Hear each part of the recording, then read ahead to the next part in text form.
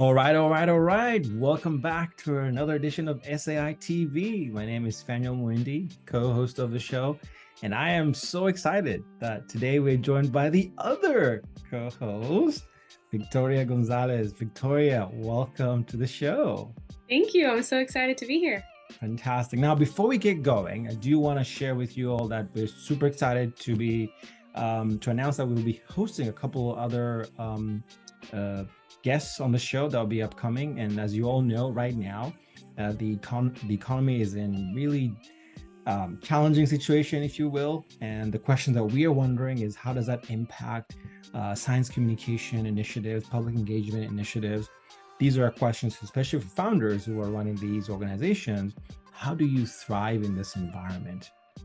What questions should you be asking? So we want to pose these questions to our guests, and so we look forward to engaging those guests. So keep an eye out for those interviews and updates that we'll be sharing with you in the upcoming weeks. Now, with that out of the way, let's get to it. Now, why do we have Victoria today? Well, Victoria and I have been very, very busy the past couple of weeks and the upcoming weeks, because we are preparing all these interviews and news updates for you as the weeks go by. So before we get going, I want to just get a sense, Victoria, please share a little bit about yourself and what do you do for SAI in greater detail? Yes, so I am the special correspondent for SAI's YouTube channel.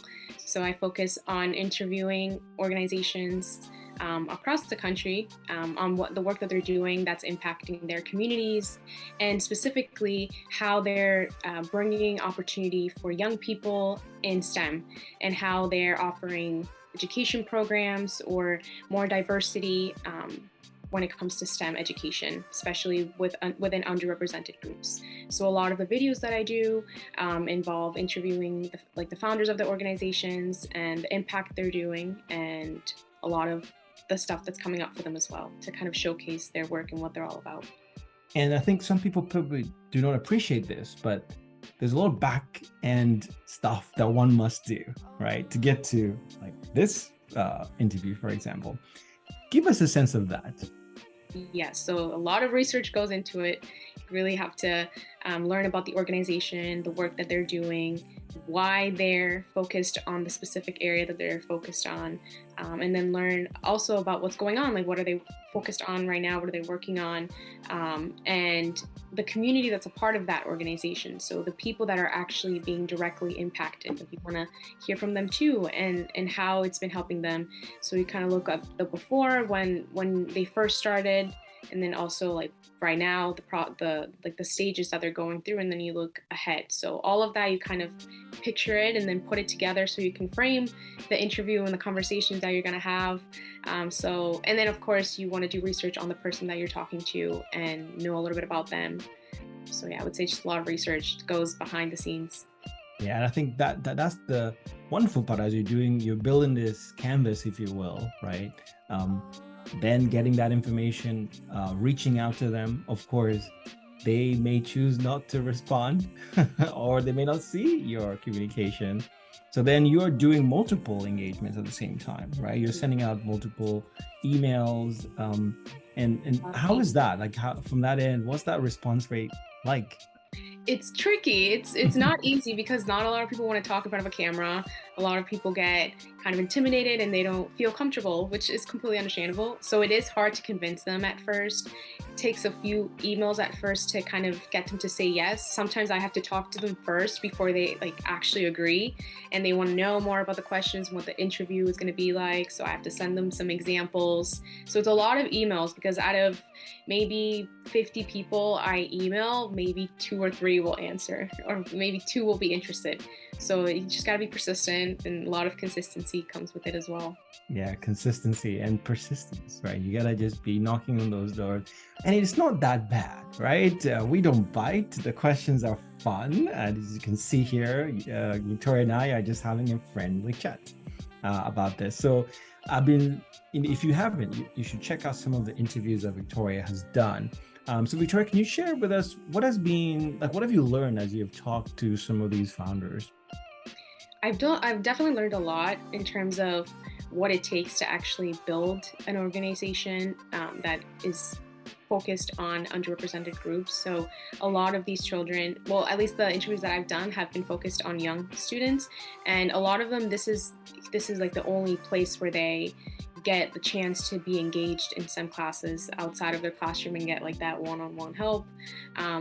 Whereas like I've learned how it's not only just about like the programs, but also like everything that like the business side of it as well. I've gotten to learn what that is like from the founders, and then also a lot about what else they're kind of struggling with, the changes that they need to make to continue growing and expanding and reaching more people. That has been really interesting as well, to kind of get their thought process on that. But yeah, and then also just it's different in terms of the type of organization. Like I spoke to a woman who she's focused on like toddlers, but then I also spoke to another woman who's focused on college students. So then the teaching, how they go about their learning programs and how it's different for each age group as well, that has been interesting too. Yeah, I think there's so much there, right, with each of these interviews. And in fact, most of the time we run out of time. Oh yes. We run out of time, and so Always. we want to bring them back, right? But we hope that we provide a window, small window, that people can open further and want to explore further. And I think the interviews, for example, that I've done, that you have done, I think the one, for example, the Boston STEM Lab founder, Eugenia Rojas, I think there's lots in there. So if you have not watched those, the links will be in the section below. Check those out. You do not want to miss them.